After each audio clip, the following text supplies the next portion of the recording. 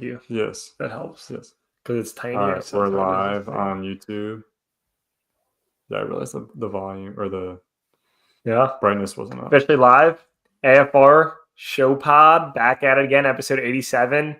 We on that wintertime grind right now. And what's going on, everyone? How y'all doing? Good. I'm excited to be back with you guys, recapping a really good weekend of sports. Yeah, no, this will be a fun show. I think we got a lot of things that happen. You know, we'll talk a little bit NBA, some NFL, some college football updates as we're getting towards the playoffs, and then a little fighting. Had some good fights, some bad fights, you know, and we'll talk about both. So yeah, we'll dive in here. I guess some NBA. Knicks doing well, I think.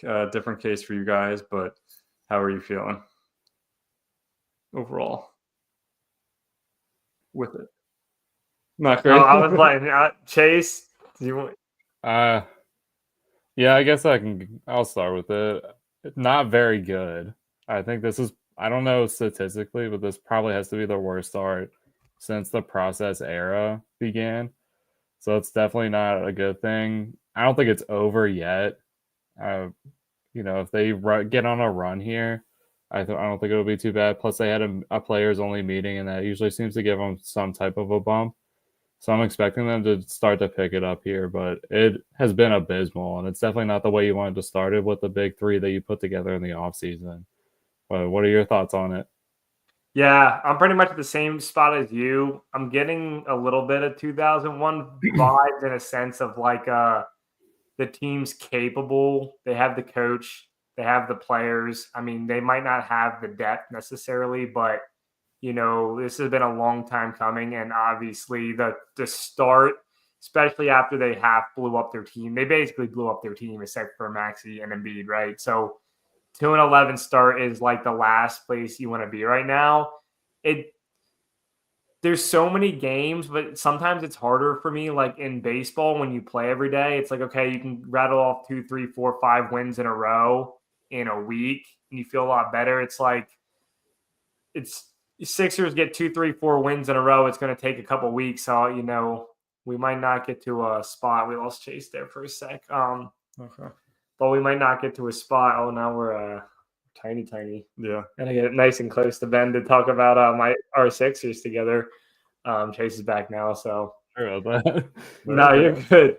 No, you're good. But no, it's not the spot where you want to be, right? I mean, it sucks. And Paul George has had one good game so far. The big three haven't played together yet. It feels like it might not be until Christmas time until that happens. But you know, we'll see what happens. But I'm also not giving hope. Embiid's in a bit of a funk. So we'll see what happens. Yeah, I mean, for the Knicks, I'm excited.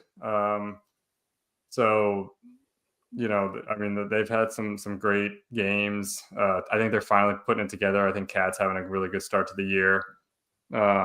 So, you know, it's a fun time to be a Knicks fan, not a fun time to be the Jets fan, but we'll talk about that later. But I wanted to ask you guys one question. Obviously, at the East, at the top, not who everyone expected. We don't have to dive too deep into it, but the Cavs are 15-0, which is really ridiculous, honestly. Yeah. How long are they going to sustain this? I mean, I think they got Boston tonight. This could be it for the Cavs run. Honestly, I could see 15-0 start for the Cavs. I don't know about you, Chase. I could see them going like 20-6 real quick and falling back down to earth. I mean, the East has done the East things and it's underplayed. And you know, we'll see where it finishes out. Teams like the 76ers and the Bucks, I would hope, get a lot higher. But right now, the Cavs taking advantage of the weak schedule so far. Yeah, I mean, and Cleveland's just been decimating people. They're averaging over 120, so they're just dumping all over people. And Boston's the only other team averaging over 120 right now. So it's really, we'll see what happens. I can definitely agree with what you were saying though, Ryan, where they could just end up 20-6 or just go on a streak where they drop 8 games out of nowhere for no reason. And it could all just be close games where they lose by 5 or less than 5. Yeah. So that's just the way basketball is. That's why I'm not out on the Sixers totally. Like they could just have a bunch of games right now where they win them and it's just grind it out. But Oh, yeah, for sure. For sure. And we don't have the standings posted right now, but this is vintage Eastern Conference 2010s on right now. I mean, the Magic are in third right now at 9-6. You know, the Heat in the 6 hole with a losing record. It's not over, and that could be to a Cleveland Cavaliers advantage. You know, they're beating the teams they're supposed to be beating, and they're having some good wins too. Donovan Mitchell style the other night didn't affect their W in the box score, and I mean there could potentially be some bad teams too. The Sixers are down there, yes, but Washington Wizards, the Brooklyn Nets, Charlotte Hornets are doing Charlotte Hornets things. I still don't really believe in teams like the Hawks and the Pistons. Even the Bulls, with their injuries the past 3 to 4 years, how many games is Zach LaVine going to play, and is Lonzo even going to come back? But yeah, it's the Cavs are. I mean, you got to give them some credit. 15-0 is impressive, more or less, and they're doing the complete opposite of what the Sixers should be doing right now. But yeah, and I just wanted to ask you guys, it's kind of crazy, but what do you think? How many wins? How many wins? Well, I mean, at this point, you're I don't know, high 50s. I don't think. I mean, at some point, it's not gonna be sustainable forever. Yeah. Also, real quick, wanted to talk offline AFR after hours. I was doing some digging before the season started. I was like thinking how the OKC Thunder, no way they have as replicate a season like they did last year, especially in the West. So I took their under 57.5 wins, 11-3 start for them. They're hot. They're playing consistent. I know Chet Holmgren's out now, so it might hurt them a little bit, but just throw in SGA as the big, I guess, and they still can win. So that is completely flopped. My future picks have been awful. Honestly, since after further review became a thing, and good thing I didn't post this one live. Yeah, that's a rough one. But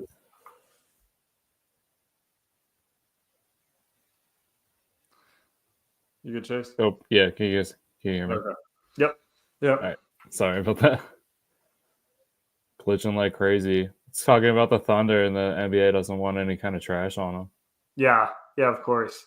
But yeah, we can move on now. I feel like I'm not that excited. The NBA is just, to me, it's not exciting when the Sixers aren't competitive, and it's a lot less fun to follow all the other teams doing well when your team's sucking. So yeah, no, let's move on to some football. And I think Ryan and I, our teams, in case you don't know, Cowboys, Jets. Yeah, not great. You might as well just become a Cowboys fan with me at this point. You'll feel the same way. But I mean, talking about that, biggest disappointments of the football season. I mean, we might. You didn't say no yet, so no, I'm not gonna be a Cowboys fan. Okay. But biggest disappointments, I feel like probably Cowboys and Jets. Honestly, you think they are the two? I mean, the Jets definitely. They come in the Super Bowl. I don't know what the odds were like coming to the season, like Super Bowl odds, but they were probably top 7 team. I would say. So just being 3-8, that's terrible. But Cowboys, Yeah, I mean, Cowboys have been in the playoffs the last 3-4 years or so. Yeah, it's the Dak era start. It's mirroring the Dak era, and then Chase, to your point, Embiid and the process era. It's like mirroring their starts and their seasons. Only difference is Dak's now out for the year. Cowboys 3-7. Oh my! Last night was the first time this season I screamed at the TV on Brandon Aubrey draining a 64-yarder, them not taking it because of a penalty. That's true. His fiance vouched for it. Yeah, I screamed at the TV.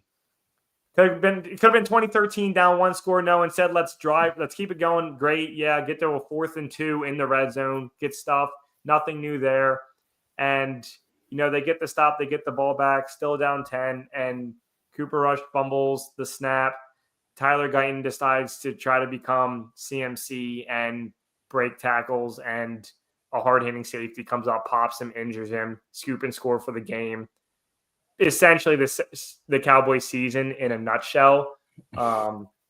Lindsay's a ride or die. She made a great point today. It feels like every game the last month has felt like a Cowboys playoff game where essentially they just suck, they get blown out, and they're not competitive at all. And Dak or no Dak, they still have NFL players out there playing, and it sucks when you can't even be competitive for 4 quarters at home. I mean, the Houston Texans, I could feel their fans at that stadium, and it just they were spiraling a little bit too, and they were going to come out and play, but now 3-7, you essentially have to win out, go all but one. Yeah. I don't know where the Cowboys go from here. I agree with Ben. Jets, Cowboys, probably 2 of the most disappointing teams. The only other team I would throw in there is the Cleveland Browns, just because of the Deshaun Watson contract. Still, they're going to be a disappointment every year with him on that team with that contract, and they're 2-8. Yeah. And Chase, before you go real quick, just want 2 comments. Someone asked if any of us are Bears fans, and we're not. None of us are Bears fans. And then someone asked where we think Jonty goes to the draft this year. Chase, maybe we can talk about that a little more. I mean, Cowboys, it could be a potential landing spot. Real quick for the Bears fan. I don't know if they're Bears fans. They just asked. They're just asking. Yeah, we're Bears fans. Okay. Well, to any Bears fans listening right now, I don't hate you anymore because you got rid of Justin Fields. Good job. Hopefully, Kalen Williams can pick it up, and I think he has more potential. So that's my Bears take for the day. Yeah. I'm just going to guess Genty goes to Vegas. That's my pick. Okay. I like it. That sucks. Freaking. Yeah, that's rough. But I also feel like it's going to be Shador. It's one of those 2. True. Yeah. So, but yeah, your biggest disappointment, States, not to cut you off. I just wanted to address those 2. No, I definitely agree. With Dallas, it's crazy because I'm looking at their point differential. They're minus 106. One of the only other teams that's worse than that is the Panthers at minus 143. So it's just 2 teams that have been getting their ass pushed. Yeah. I mean, the only other team over minus 100 are the Jags, who are also without their QB. They spent half the season in London, it felt like, doing Jacksonville things, and they're basically like the Browns are. I mean, the Cowboys, it sucks. I think the Jets, it's worse because, if Aaron Rodgers really has nothing left in the tank, they're back to post Mark Sanchez, 2011 Jets. And where do we go from here? Ben made a good point pre-show. The Jets just fired the GM. They've made good picks, Garrett Wilson, Sauce Gardner, Breece Hall. It's not like obviously they haven't hit at the one position you need to hit is the QB, but they're definitely spiraling for sure. Not that the Cowboys shouldn't make some moves, because they definitely should fire some of these coaches. Mike McCarthy, Mike Zimmer. I'm pretty much done with both of them at this point this season, but the Jets is just, I mean, good luck, because when it's kind of crazy. I mean, how the South and the West right now, the NFC is so competitive. No one's running away with the division. It seemed like the Falcons were in a great spot. They've lost 2 in a row. The Bucs started off well. They lost 4 in a row. Meanwhile, you have the Saints and Panthers who are on a 2-game winning streak, and now all of a sudden it's getting tighter and tighter. Oh, the South is going to – here we go again. It's going to be a 9-8 division winner. Yeah. Which has been that way, even when Brady was on Tampa Bay. I definitely did not think the Falcons were going to get stomped on by the Broncos like they did. That was not something I thought was going to happen. Yeah, that was brutal. And I agree. I feel like the Falcons, they're 6-5, but it's a wobbly 6-5. It is not good. But in the NFC, yeah, it's tight, especially the NFC West. I mean, I don't know who's going to make it out of there. They're just gorging themselves at the moment, but it's exciting. Anytime there's a divisional matchup now for the NFC West, you have to schedule it because there's so much on the line right now because of how tight the records are. Yeah, and there's a lot more competitive energy in that division too. So every game's fun. I mean, the Seahawks haven't beaten the Niners in years, and Geno showed out, and it makes it exciting. I mean, we talked about in previous podcasts, the Cardinals, one week they're Super Bowl contenders. The next week they're playing like the Carolina Panthers, but they've had enough Super Bowl contending weeks that they're in first place now in the division. And their records are similar to the NFC South, but I agree, Chase. The NFC West, I mean, schedule every one of those matchups to watch going down the stretch here because it's for sure exciting. And I love it that the 49ers aren't dominating because as a Cowboys fan, that's the second best thing I can see after a Cowboys win is a 49ers loss. Yeah. And I might as well bring it up again because it's something over the weekend that people were mentioning is the fact that the Steelers have played their first divisional game. It was against the Ravens. Of course, they beat the Ravens. I didn't see that. Was unexpected. I was pretty much thinking that was going to happen from the jump. It's just the classic Ravens game. They set themselves up, don't convert. Of course, it comes down to Justin Tucker's leg missing 2 field goals. But it's not the worst thing in the world. You lose them early, but the Steelers are going to have quite the run to have to go on. I mean, they have 8 wins now, and this was their first time in the AFC North. I mean, they just haven't played anybody. They've played 3 times in the AFC West, but just can we get that up? I mean, the Steelers' remaining schedule. Yeah. It's 6 divisional games. We might have already touched on this. It's 6 divisional games. The Eagles and the Chiefs. I'm pretty sure. Yeah, so their schedule, this weekend they have Cleveland. Next weekend they have Cincinnati. Then they go back to Cleveland, Philly, at Baltimore, Kansas City, and Cincinnati. They put themselves in a good spot though, because even if they split the Browns and the Bengals, like they're put themselves in a good spot where they have the ability and the luxury to do that.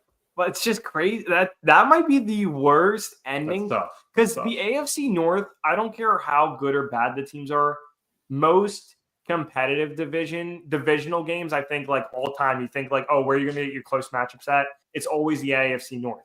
They said how many straight games the Steelers and Ravens have played in one possessional games, no matter how good or bad it's been, right? So you have 6 games, and then your other 2 are the 2 teams that played in the Super Bowl against each other 2 years ago. It's like, what the heck? Yeah, that's a tough road to go on. So yeah, like you're saying, it's great that they picked up the wins where they did because they're going to need to pad out their schedule a little bit here. Yeah. No, I agree. And, I think, touching on that, I mean, some of the biggest, not like biggest surprises, but, kind of like I think the Steelers like are one of the biggest surprises for me. Yeah. Because they 8-2 at this point. I mean, that's always the type of division that lately the Ravens have run away with. And also the rest of the teams have been like, 9-8, 10-7 type of thing. But Steelers have played a lot better, and the Russell Wilson experiment so far is working out. So that's one of my biggest surprises from, the other side of the coin. Yeah, and it's crazy they did it with 2 quarterbacks too. Like they switched, and it wasn't a big deal. No drama from it, and they've just kept the wheels moving on that train. So it makes them dangerous. That's credit to Mike Tomlin too. I think he's just a good, he's a good coach and knows how to work that dynamic, because that's a tough dynamic. You're right, Chase, to just get a guy that starts, and has had success too. It's not like he was awful. Like the team was winning while he was Fields was at quarterback. So you can hate on Fields, but that, hats off to him for being able to okay with that, not making any drama around it, and the team's trucking. Yeah, classic Steelers guy, just doing everything for the team. Yeah. Yeah, I mean, this is where we talk about it. The Sixers are 2-11. They rip off 4 or 5, wins in a row or something. They can get back in. The NFL parity is like good, but also bad. But you've seen the benefits right now with teams like the Commanders, who got hot for a little bit. Rookie QB, rookie, first year head coach. They're definitely a surprise for sure. Obviously, the Minnesota Vikings one is massive because you thought it was going to be like a Devontae Adams in Las Vegas situation. And then the other big one for me is honestly the Denver Broncos, because you thought that Sean Payton going there, great coach with Russell Wilson, was going to be like automatic. It was a complete 2-year failure. They keep Payton there. They bring in Bo Nix, and they've been competitive in an AFC West division. And yes, still has the Raiders, but it has the Chiefs and the Chargers, both 2 very good teams when, at full strength. And, 6-5, they're only 1-2 in their division so far, but they're one of those teams where I feel like I wasn't expecting it at all, especially after how the last 2 years went and how the Denver Broncos franchises went the last decade. I mean, I'm not saying Bo Nix is the guy, but they're able to play in like these Steeler type games where, some little grit and grind and they hang in there and they can catch these dubs at the end. Yeah. Raiders, Browns, Colts, the next 3 games for them. Those are winnable games. Yeah, especially the way they've been playing. I mean, obviously they gave up 40 points to the Ravens, so that's no big deal. But yeah, and I think it's also just going to incentivize teams to realize, okay, they did it with an $80 million cap hit or whatever it is, $40 million for the year, however it's split up. But to do that, and they can't even field the whole roster because of that, and they're doing these things. So I think it's now just solidified that even though these quarterbacks sign these huge, ridiculous, seem like it's a boat anchor type deal, they can just slither out from underneath of them in these ways. And hats off to the Broncos, like you said, that's impressive. They're able to do it, especially in the timeline that they were projected on last year to this year, and even the year forward. Because I don't think they gave up a lot of picks, so they'll have strong picks again, and just keep investing in that team. And they're doing it too, Ram style, where they're finding guys later in the draft, people who are just overlooked or not even looked at, and they're making them valuable members of the team so far this year. I mean, it's crazy. They must have one of the deepest tight end rooms, because they're just always. Every time I see like a tight end catch, I'm like, that's a different guy who caught it the last time, and the time before that. I have no idea where these guys are coming from. Yeah. It's true. And one of these guys is probably going to turn into Taysom Hill. You know it. One of these guys is just going to be like, you just come with someone fast, and then Sean Payne's going to have Taysom Hill 2.0 somewhere. Maybe not this year, but next year for certain. It's going to happen. It's true. Oh my gosh, it's crazy. So, he's the OG. Yeah. All right. Well, I mean, we'll move on to a little bit of college football here, and we can talk about, I guess, brand new, just live within the last half hour of the college football playoff new rankings. I don't know if we can share it or not, just to get it up full screen. We're in a new view tonight. We appreciate everyone bearing with us. Yeah. Episode 87 got a new look. Able to reach a few more folks, and we appreciate everyone hopping on and listening. We'll see if Stat Guy can get it up for us real quick. If not, then we can just talk about it, because obviously there's a big surprise on Chase's team squeaking into the top 4. And I mean, we can start with Boise State, Chase, if you want, while we see if we can get the thing shared or not. But yeah, we can run it down. Number 1, Oregon, not surprising the way they've done it the last few weeks, and they've been one of the only consistent number 1s too on this season. Let's not forget that. Number 2, Texas, they've been a shoddy number 1, but they're hanging on. 3 is Miami, a little bit surprising, especially considering they dropped a game at Georgia Tech, which doesn't seem to help them at all. It's not like it's a quality loss. And then, like you said, Ryan, leading into this, Boise State, number 4, also super surprising, but it looks like they're going to win the Mountain West, and then it's based off of the highest winners past that. So we can go, because the rest of the people in here, I think, have the better odds of beating everyone on that side of the list. Yeah. In there, you have Ohio State, number 5, right? You have Penn State, fraudulent, number 6. I'll definitely admit that up front. I don't think they should be number 6. They should probably be a little bit lower. Especially if they have a matchup with Georgia. I was about to say that's a tough 6-11 matchup for Penn State. 6-11 Georgia coming to Penn State, no sweat off their back. I don't even care. They could play. I'd rather be 7 and face Ole Miss. Yeah. I was much rathering when they had Notre Dame. That's the fraud bowl. If that actually happens, that's 2 teams who will choke away a win with any chance they could get. So who would win that game? Nobody knows, but it would be exciting. That's for sure.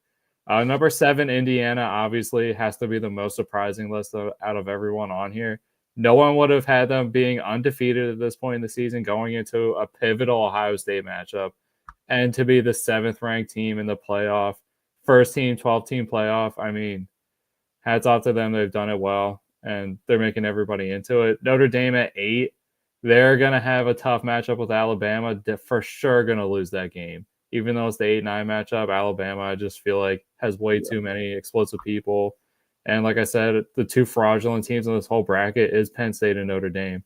And then the last team in here, BYU, at 12. I mean, it's been a very nice story. I will admit I bought into it. I like them a lot.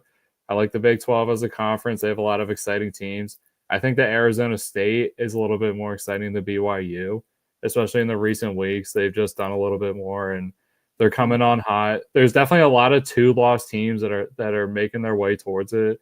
One of the teams I picked in the preseason, just as ones that I like, Tulane, they're starting to come on hot too. They've been in it with Boise State for a lot of this year, and they're a 2-loss team. Their 2 losses came against Kansas State and Oklahoma, so not bad losses. I can't fault them for that. And the last few teams in the last few weeks, if there's a team that's getting hot, it's Tulane. They are just bludgeoning people. They played Navy, shut them out. Didn't even give them a point. So they're a team that's they're coming on hot. They have a true freshman quarterback, Darian Mensah. Their running back, Mekhi Hughes. He's going to be legit 3-and-out running back in the NFL. I can't wait for him to get in there. I know no one's hyping him up, but he's not like a Matt Forte type, also a Tulane guy, but he's got good attributes to him, and he can definitely be a weapon, especially depending on the team he goes to. But so this isn't locked in by any means. There's definitely going to be some chaos that happens, that's for sure, and especially the way that the committee has been seeding these last few weeks. I guess you're getting you're definitely getting more an idea of what they're valuing over anything else, especially considering you have a Miami team at number 3. Like we said, they have a horrible loss at Georgia Tech. And even before that, it's not like their wins were dominant fashion. They were having a really tough time in the first half and having to come back in the second half in a lot of games, and against teams that really should have been able to blow them out. Yeah, and looking at like the bracket, it's weird because I could easily see 1 through 4 all losing their first quarterfinal matchup. Yeah, it's rough. I mean, I think it's a first go at it, but it definitely gets people talking. It gets us all excited for it. Yeah, I like it. Why? First off, just the 2, I get it, but once they moved to the 14 playoff format, bowl games have really went away for like ever, which is kind of sad because they were a fun part about college football. But like this is the juice right here. Where has this been the last 3, 4, 5, 10, 20 years? This is awesome. I mean, we talked about it before. You know, you're a top 25 team in the nation. You have 1 or 2 good wins to end the season. You can get into the playoffs. Like, it's fun. There's going to be controversy no matter how many teams make it, unless you do like 64 like college basketball, and then there's just controversy over your rankings. But, you know, where teams fall may be, you know, a difference, but at least it's not like top 2 or top 4 where teams get snuffed. Like all of the teams that have a chance to win a national championship should be in here at the end of the year. I think they will get better at it, like you said, Chase. But it's exciting, and I love just seeing that bracket. Yeah, I'm excited to see where it ends up, where it all folds out. But the teams they have in there, I definitely can't complain about. I just hope they don't fumble it when it matters the most. It's fun right now because it's just a projection, but when they really lock it down, I hope they stay similar to what they have been going to. Doesn't seem like they're going to change, but you never know. Yeah. Sounds good. Well, appreciate the update, and that's going to be fun to see how this goes. How many more weeks do we have left before? I think there's 16 weeks overall. Okay. So I think there's 3 more weeks until the Army-Navy game. Okay. Yeah. It's crazy. Jeez. But there's just been loaded matchups. Like every week, there's just been the matchups you want to see. So All right. Well, let's get into a little UFC/fighting, and we have a few things to touch on there. Do we want to get into the actual fights or the first? Hold on, just to put a button on the college football thing, BYU and Arizona State play this weekend. Oh, wow. So, pivotal matchup, 9-1 versus 8-2. We'll see. There's a lot of shakeups to happen. But anyways, back to UFC and pugilism, guys kicking it. Yeah, I mean, we can touch UFC quick first. We talked about it a little brief. The real fights. Yeah. real fights. We talked about it briefly last week. 309, obviously John Jones did kind of what we thought he would do, and heavy favorite, and went in and just dominated Stipe. Stipe looked slow. He looked really like cautious out there. He didn't look. His punches still came across like they hit hard, but he just didn't have that speed and was not going to catch Jones. Those body kicks were just rough. He was working on that the first round, and he put him down, and Stipe retired. So now we'll see what he does. He real quick before you move on, just for you guys, you kind of anticipated this would happen. I mean, one of the greatest ever, and just like an exciting guy when he gets in the ring. He probably is the GOAT with UFC.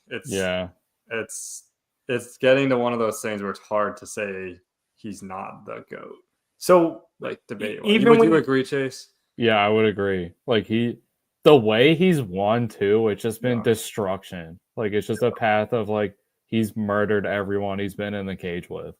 Yes. Yeah, so my question for you is even when you know he's probably going to get in the ring and win, like how excited are you guys still just to see him walk in there and just to watch him fight? Yeah, I can't even really.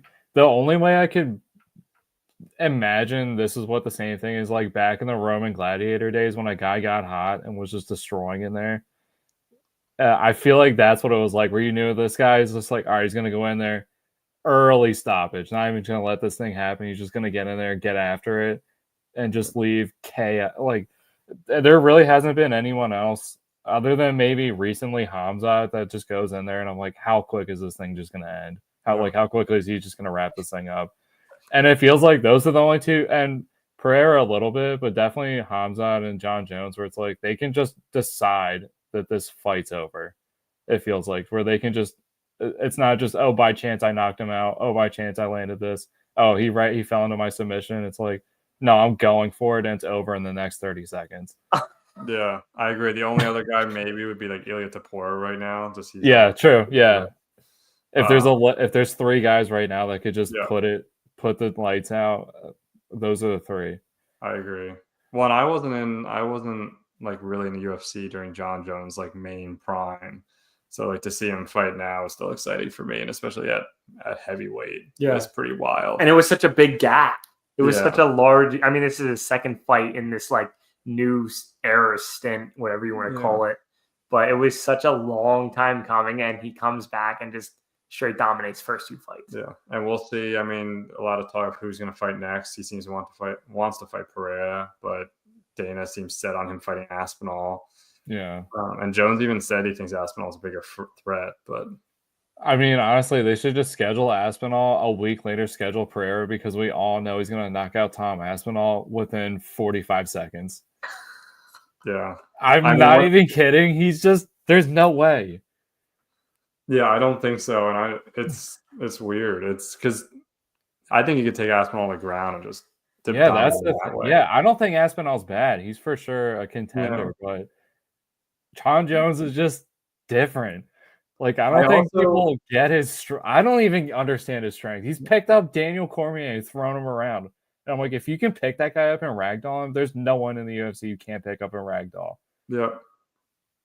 Yeah, and speaking of strength, like Michael Chandler, I don't know if you guys, but he was battling Oliveira, was getting destroyed, comes down the fifth round knowing he has to do everything he can, almost gets a knockout, doesn't quite get it, gets the knockdown, but then Oliveira basically hangs on his back and is, he's not buying time, he's just controlling position, And so Chandler, with like 20 seconds left, is able to pick Oliveira up as he's just draped on his back, just stand up with him on his back, jump and do a body slam and do it again, get up and do it again.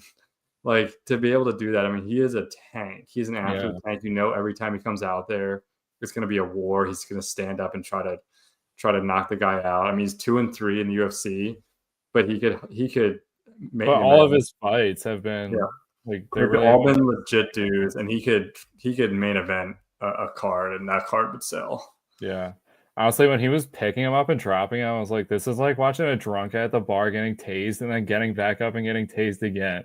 You're like, how is he still going? Yeah, and then Oliveira on like the second slam like stuck his tongue out like as like let's go and like kissed Chandler on the cheek. Yeah, it What was the heck is happening? especially like at like everything that goes into the fight. Just 30 seconds would all of us in here would die within 30 seconds of a 5-round fight. Yeah. Doing that all plus, and then at the end, still having the gas tank to get somebody up on your back. Like that's such a suffocating place to be, to have somebody on you. Yep, and I know it wouldn't happen. I know it's not gonna happen, but I would love to see a Holloway Chandler fight. Yeah, I mean it could. I don't think it's like too far out of the realm. Like usually Holloway gets one back fight and then back into contention. So I don't feel like Chandler would be like too far out. Yeah, I just don't know if he's like Holloway. I feel like would want a better opponent, like a higher ranked opponent, but I don't know. Yeah, but that fight would sell too. So I feel like money wise, the BMF. Yeah, honestly, that would probably be a good BNF. Did Taporia take that too? Did he take both belts? Or I have no idea. Did he take the BMF? He probably should have, but no one's gonna get it back for like a little while. It really would be kind of useless. I feel like Dana would be like, "So you don't really need this one, but take it away. You definitely have the one that's gonna increase your pay." Yeah, yeah. No, I actually don't know that. I feel like I thought he said something about it after the fight where he didn't want it, but I don't know. Everyone's always blacked out after the fight. Everyone's just concussed and doesn't really know what's going on. Yeah. And the only other fight I wanted to talk about, I mean, there was some other good fights, like Jim Miller getting another win is crazy. And I heard he wants to fight a couple more times. Like, I don't know, he's nuts. But the other one was Bo Nickel, who's obviously the other guy who's just got a, huge, star potential. He won 30-27, all three judges. So unanimous decision, but it was definitely not like a dominant performance. It was a boring fight, honestly. It was a boring fight, and he just kind of controlled the fight while Craig couldn't touch him. And that's kind of how that fight went. So we'll see where he goes from here. He's still young. He's got hardly any fights under his belt, but I think, he's not like a Khamzat who you mentioned, or some of those like Shavkat, who's just dominating and getting title shots soon. Yeah, I don't feel like people are necessarily hyped when they see him on the card. I feel like they just think, all right, here goes a boring ass fight. Yeah. And then he's be all salty at us for booing him. Yeah. He's a wrestler. It can change, yeah. It can change. I mean, there's some guys who were just wrestlers and then got better at striking and figured it out. But yeah, it definitely doesn't. He's not helping his case, I feel, to become a more popular person, to be more exciting, to be the big draw with the fights he's been having. But also, definitely got to mention Mickey Gall. Gee, man, I don't know what's going on with that. 7-7. He's in a brutal 7 other losses. How is he still on the? I have no idea. I thought he was off the roster, and then he's in there. I feel like now I don't know. Dana White's cut people way worse than him, or way better than Mickey Gall. Yeah, I mean, maybe he's doing it because he's fighting for not a lot, but yeah, it was not. Not good. He's on a 4-loss win. He's on a 4-loss streak right now. Yeah, and some of his losses are bad losses. Last person he fought was Jordan Williams. That he won. Yeah. I don't even know. Is that guy still in the UFC? Doesn't look like it. His last fight was 2021, where he lost to Ian Gary, actually. Okay, well that'll do it. That'll make your career end. It looks like he lost in 1 second. No, I think. I think it's the other round. Oh, the end of the round. Yeah, the other round. So, but yeah, that's all I got really for UFC. There's not like a ton of huge cards the rest of the year that I'm like really looking forward to. I mean, there's some good fights. Don't get me wrong, but nothing like super crazy. So. Yeah, they're definitely not bloated out with anything. No. They've honestly this year it feels like they've just had a tough time keeping cards together. Yeah. Like there's been a lot of weird injuries and people that had to drop out or move back or Well, replacements. yeah, Shavkat it was supposed to be that Shavkat to Bilal. Oh yeah, I and don't Bilal fight. had to pull out. Yeah, Yeah, Bilal pulled out, so then Shavkat's still fighting, but he's facing Ian Gary. So, which is a good fight because you have an 18-0 against 15-0, but still, it's not the same title yeah, fight. it's definitely not. Yeah, the fight you were hoping for, and especially the timing of it all too, because guys are just gonna get older, and Yeah. you hate to see injuries of any kind or infections, like anything that could Props just have a to, negative effect. yeah, props to Shavkat for taking the Ian Gary fight when he had a title shot like booked, and instead of like holding out for the title shot, he's taking another fight. That Yeah, yeah, props. yeah, I agree. I feel like it's big moves, and that's what Dana always says. I feel like he rewards people that stay active and don't wait for anything. Yeah, Yeah. yeah. So that's all I got for. I think we got for UFC. Yeah. Yeah. Other non-fight, quick before we wrap this up. We had Ryan is the expert, I guess, on this one. Oh my goodness. I watched the Tyson fight, but there was some other ones. I don't know if you want to talk about those at all. Yeah, I still don't even know what this night was called, this Netflix boxing night. I obviously know it wasn't that big because Chase didn't even put 1 second of his time into it. And honestly, half the fan base couldn't anyway because Netflix kept lagging. And I just have to get them going back pre-live for it to load again. But yeah, I mean, I watched better part of 4 of those fights. This was my first time really watching a night of boxing. It is such a different ball game than UFC. I'm just like, there were certain, you know, you can feel the toughness and you can feel the grit and grind, but you just see these big, squishy looking gloves and they're only punching each other. And it's why I realize why there's so much more popularity and movement towards UFC, at least it seems from my, you know, upbringing and background on the sport. Chase, I know you don't like love to hear it because NASCAR is going through some stuff, but it kind of feels like how Formula One is right now. You know, it's like catching fire. It's worldwide. The tracks are different. You know, anything can happen type of deal sometimes, which I know is not the case, but NASCAR is more of the traditional sport. And I feel like that's how boxing was. But Tyson Paul fight real quick.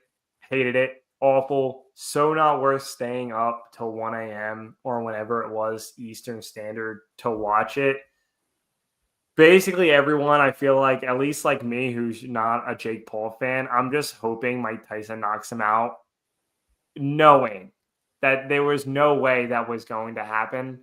I think he landed it was like less than 30 punches throughout 8 rounds. I mean, it was just so boring. The minimal of boxing I have watched was a lot of Floyd Mayweather back in the day.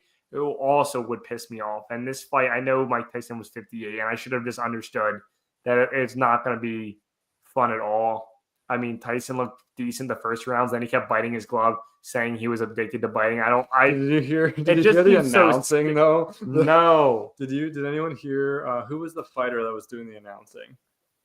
Does anyone know who the fighter? Oh no. It was the guy. Oh, It was someone who fought Tyson the last time they did like a celebrity fight. Roy Jones Jr. Yeah, I think he was helping. Yeah.